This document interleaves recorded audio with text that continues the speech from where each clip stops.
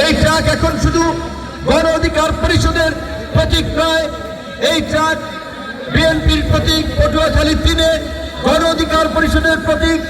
এই ট্রাক এই অনুন্নত দারিদ্র্যপীড়িত গলাচিপা 10 মিনার মেহনতি মানুষ, কৃষক, শ্রমিক, সাধারণ জনতার প্রতীক।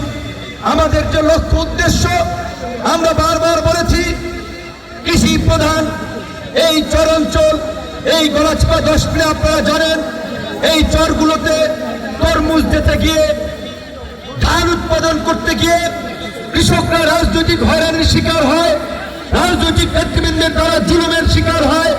মাছ ধরতে গিয়েও চাঁদা দিতে হয়, ধান এবং তরমুজ ট্রলারে করে ঢাকায় নিত, পদে পদে চাঁদা দিতে হয়।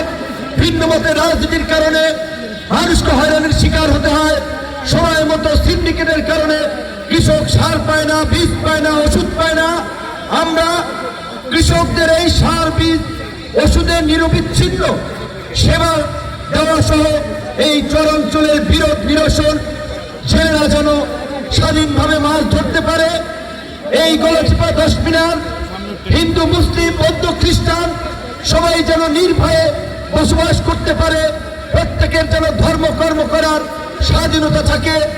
এই সমাজের অর্ধেক